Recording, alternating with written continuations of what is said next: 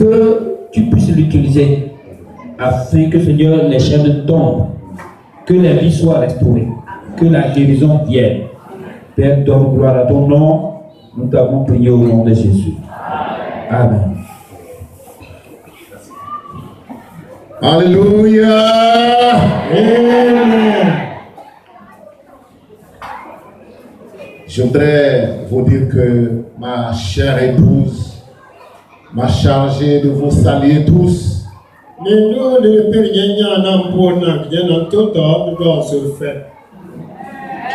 Elle devait être avec moi, mais compte tenu d'autres activités, elle a été empêchée. Et puis, mon fils m'a accompagné.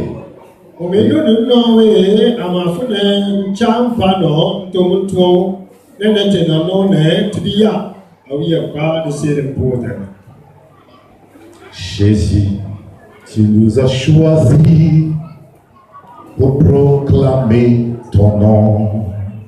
Tu connais ça? Qui connaît ce chant? Jésus, tu nous as choisis pour proclamer ton nom. Jésus, tu nous as choisis pour proclamer ton nom. Le nom de Jésus est merveilleux. Le nom de Jésus, le nom de Jésus est merveilleux. Le nom de Jésus, le nom de Jésus est merveilleux. Le nom de Jésus, le nom de Jésus est merveilleux. Il chasse les démons, il guérit les malades, il délivre les opprimés. Il chasse les démons, il guérit les malades, il délivre les opprimés. Il chasse les démons, il guérit les malades, il délivre les opprimés. Allons-y dans le livre de 2 Chroniques, chapitre 7. Le verset 14.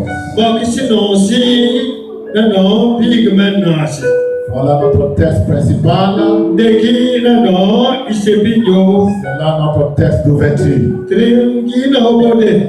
Le terme, vous le connaissez déjà. Ta restauration est possible si tu reviens à Dieu de tout ton cœur. Ta restauration est possible, mon frère. Ta restauration est possible, ma soeur.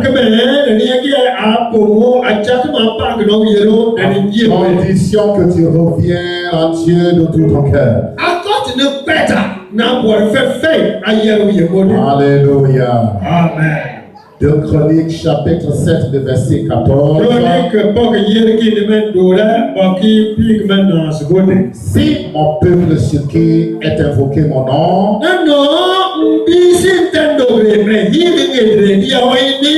s'humilie, prie et cherche ma face, et s'il se détourne de ses mauvaises voies, alléluia,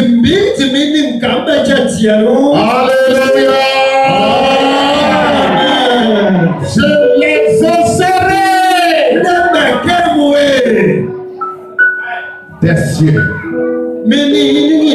je lui pardonnerai son péché, et je guérirai son pays.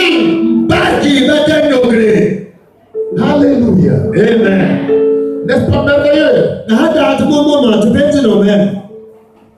Wow.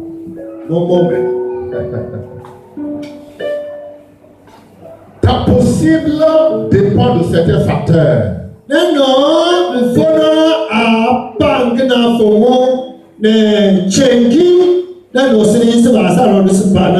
Et je m'en vais t'aider à découvrir ces facteurs. Et lorsque tu arrives à découvrir ces facteurs et que tu les accueilles, si tu les acceptes,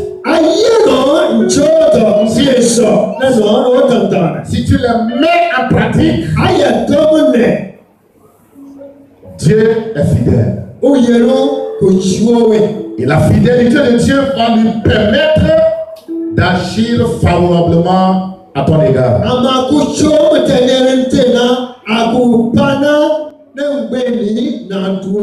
Ce qu'il faut faire pour expérimenter la restauration. 1. La prise de conscience. La prise de conscience. Il faut connaître ce que tu es en train de vivre actuellement.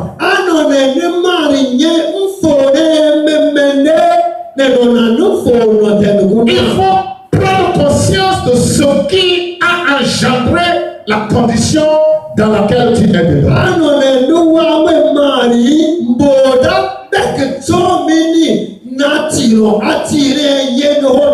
Il faut prendre conscience de temps limité pour que tu expérimentes la situation ou la condition dans laquelle tu vis.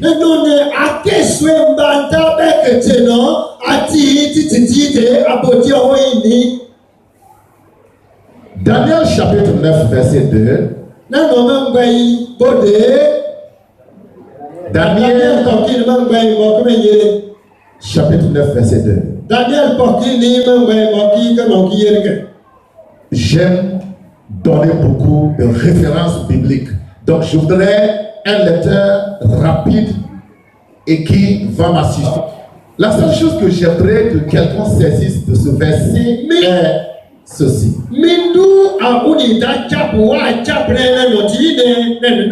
Le temps fixé, la limite de la circonstance dans laquelle tu vis.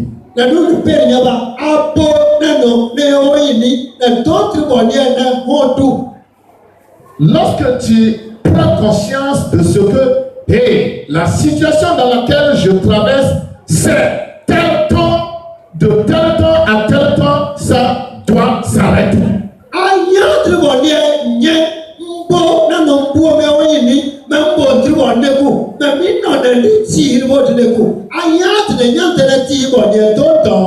Ça t'aide déjà psychologiquement à te préparer.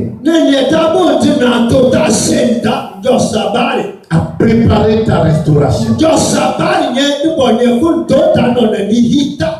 Imagine que Dieu a dit que pour raison de ce que tu as fait, qu'il a déplu, qu'il va te châtier pendant une semaine.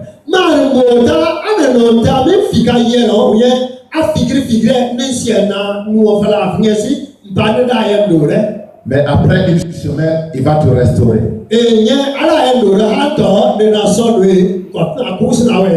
Et que tu sois ignorant de ce temps-là.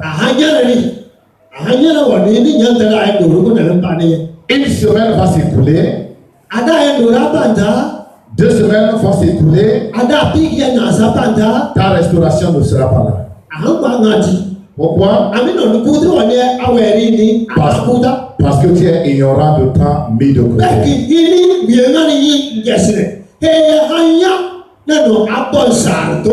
Prendre conscience de temps, la limite de temps que Dieu a mis pour que tu puisses décoller.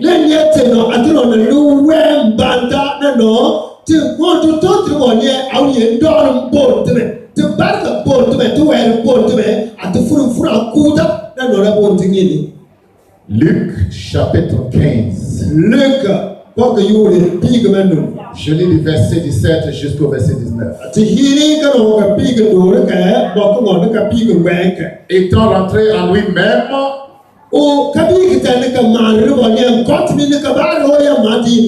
il se dit: combien de mercenaires chez mon père ont du pain en abondance, et moi, ici, je meurs de faim. Je me lèverai, j'irai vers mon père et je lui dirai, mon père, j'ai péché contre le ciel et contre toi. Je ne suis plus digne d'être appelé ton fils. Traite-moi comme l'un de tes mercenaires.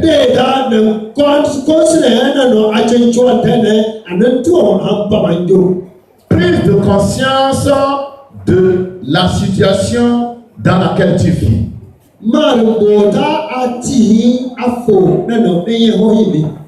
Il y a certains chrétiens qui souffrent non parce que Dieu veut qu'ils souffrent, mais tout simplement parce qu'ils sont ignorants du temps que Dieu a mis, n'est-ce pas, de côté pour leur prospérité.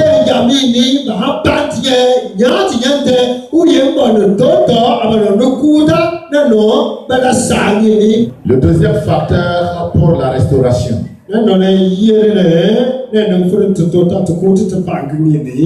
c'est l'humilité.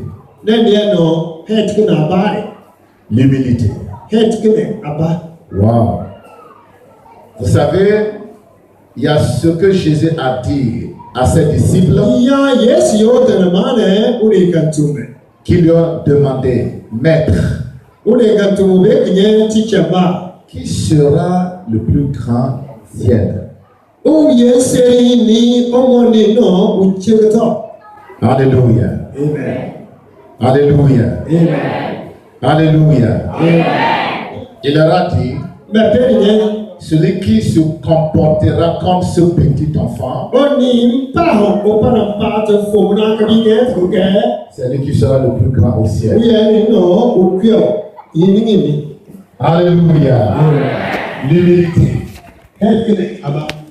N'est-ce pas, mon ami? Ça va? Que Dieu te bénisse. Va t'asseoir. D'accord. Faites vigilant. Alléluia. L'humilité est un facteur lié à ta restauration.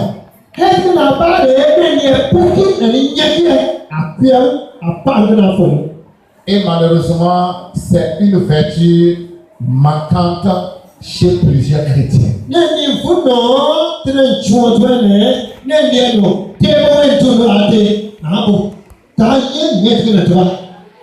Notre texte principal nous dit, si mon peuple,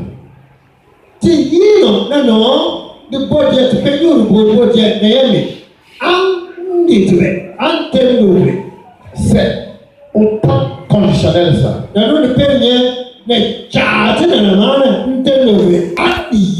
deux mots, Dieu n'est pas le problème.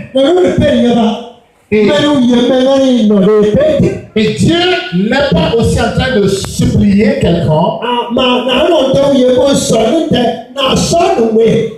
pour lui dire viens à l'élévation. Mon peuple, sur qui mon nom est invoqué. Regardez, c'est mon peuple, ce n'est pas les païens. Il dit mon peuple encore, mais il a dit si.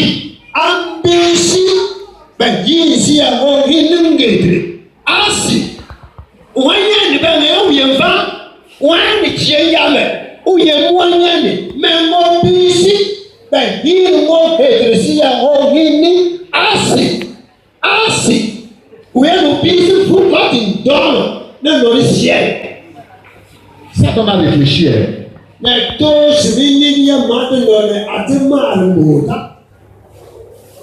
Que Dieu nous aide à posséder cette vertu-là. Dans le nom de Jésus-Christ. Vous savez, lorsque Caïn a fini de tuer son frère Abel,